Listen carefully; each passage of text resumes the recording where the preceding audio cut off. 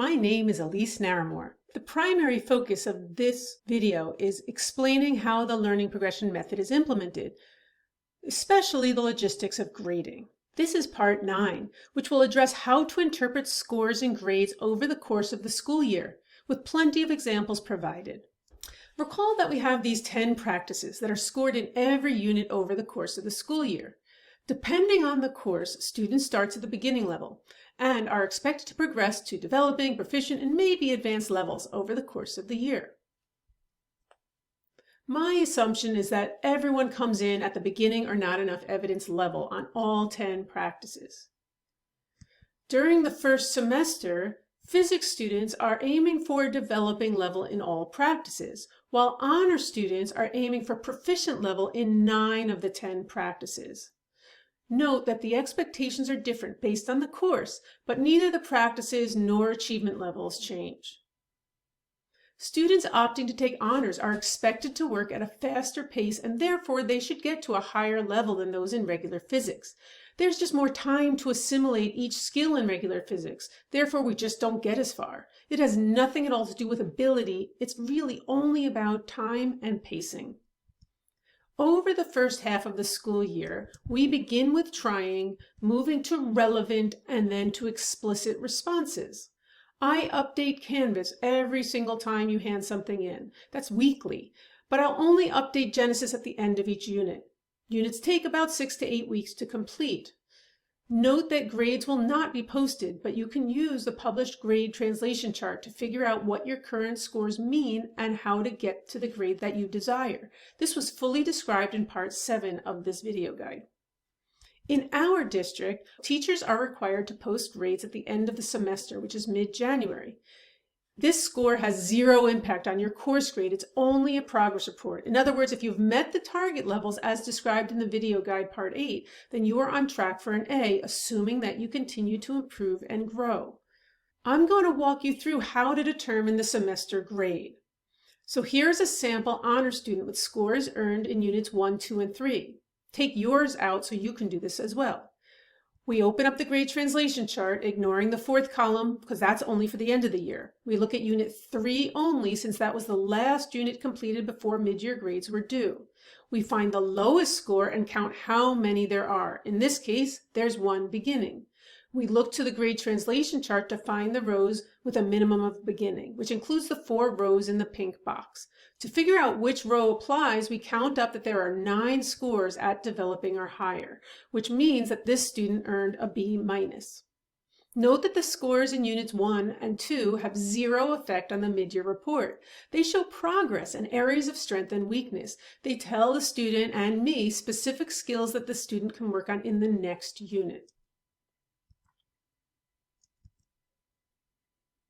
Here is a sample physics student with scores that they earned in units 1, 2, and 3.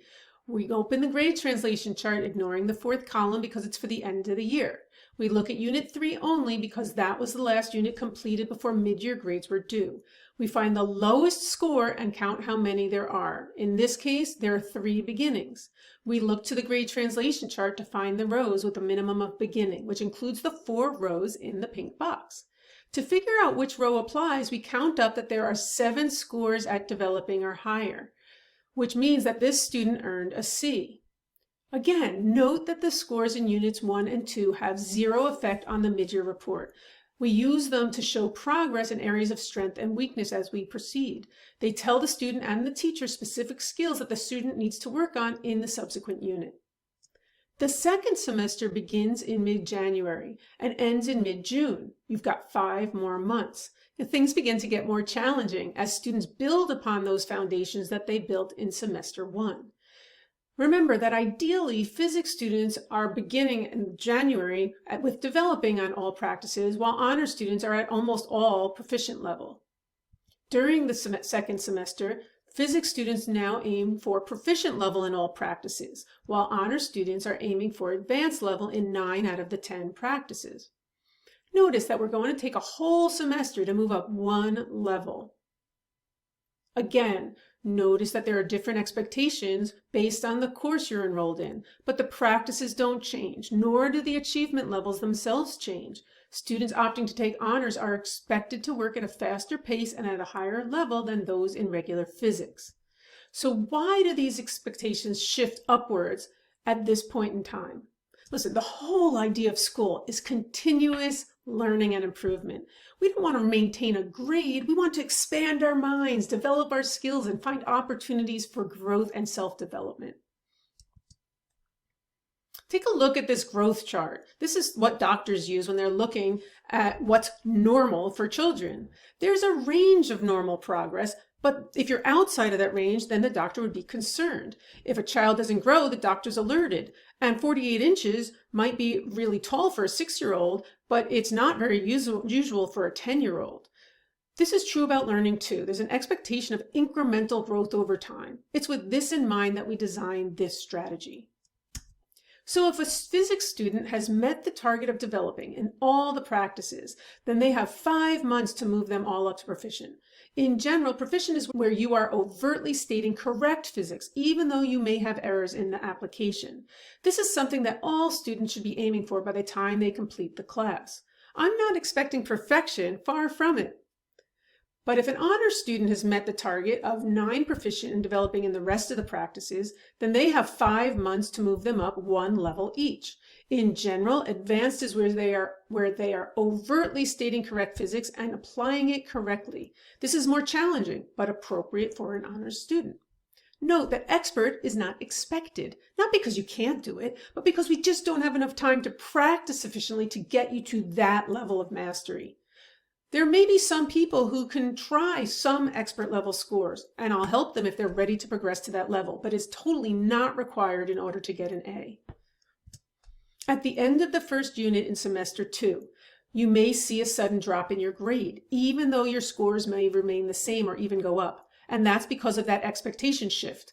And we're using a different grade translation. Do not panic. As always, the grade in all units leading up to the last one mean nothing. It will not be used in any way. It's a progress report so we can figure out how you're progressing. Sometime in June, you will take the last unit test, hand in the last lab report, and submit the last project. The scores on these items will be used to determine your final grade using the grade translation chart.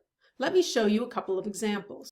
This chart shows the scores of one physics student for the units covered in the second semester. First of all, note the scores in units 4 through 6 had 0 effect on the final grade.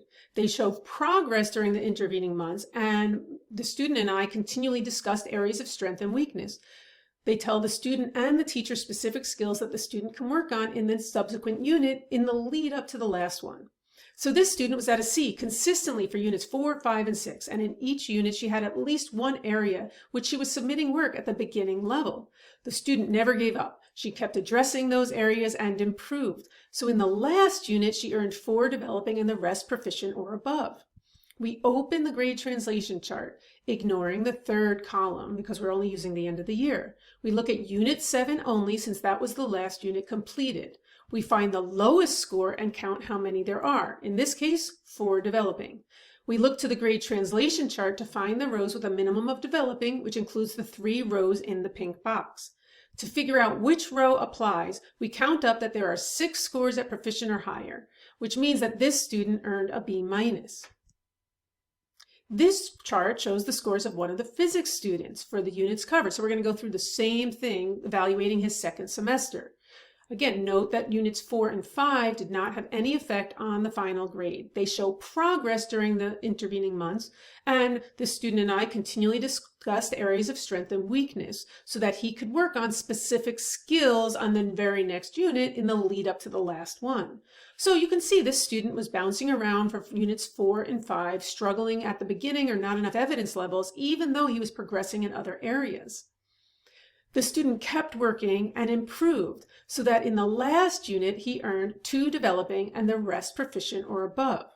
So when we take a look at the grade translation chart, again ignoring the 3rd column which was for mid-year, and then we look at unit 6 only since that was the last unit completed for physics.